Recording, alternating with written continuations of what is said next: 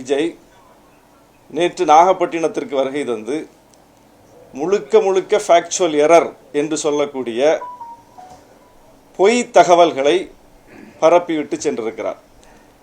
நாகப்பட்டினத்தில் நிறைவேற்றப்பட்டிருக்கிற திட்டங்கள் குறித்து எந்தவிதமான ஆய்வையும் செய்யாமல், அங்கே மக்களுடைய நீண்டகால கோரிக்கைகள் கடந்த 4.5 ஆண்டுகளில் எந்த அளவுக்கு நிறைவேற்றப்பட்டிருக்கின்றன என்பதை பற்றிய எந்தவிதமான அடிப்படை புரிதலும் இல்லாமல் வன்மத்தோடும் பொய்யை சொல்ல வேண்டும் என்றும் சொல்லியிருக்கிறார்.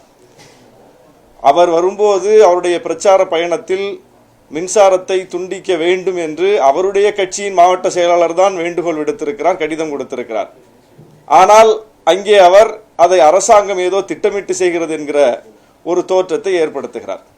இப்படி முன்னுக்கு பின் முரணாக பொய்யை சொல்லி தன் மீது கவனத்தை ஈர்க்கிற இந்த வழக்கம் என்பது நாம் பாஜகவில் தான் பார்த்தோம். அந்த வழக்கத்தை அதை இப்போது இவரும் செய்கிறார். எனவே இவர் யார் சொல்லி செய்கிறார், எதற்காக செய்கிறார் என்கிற கேள்வி வருகிறது.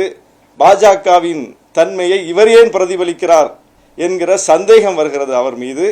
அவர் அரசியலை நேர்மையாக செய்யலாம். புதிய அரசியல் சக்தி என்று தன்னை காட்டிக்கொள்பவர் புதிய அரசியலை செய்ய வேண்டும்.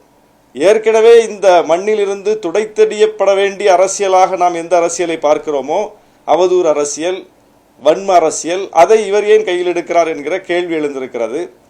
அவர் நாகப்பட்டினம் குறித்து வைத்த அத்தனை கேள்விகளுக்கும் நம்மிடம் பதில் இருக்கிறது. ஏற்கனவே அரசு அதை தெளிவுபடுத்தி இருக்கிறது.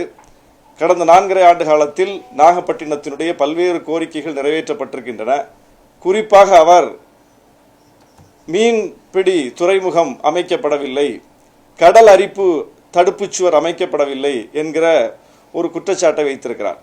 என்னுடைய சட்டமன்ற தொகுதிக்கு உட்பட்ட மீனவ கிராமங்களில், குறிப்பாக சாமந்தான்பேட்டை என்கிற கிராமத்தில் மீன்பிடி துறைமுகம் தூண்டில் விளைவு அமைக்க வேண்டும் என்பது நீண்டகால கோரிக்கை.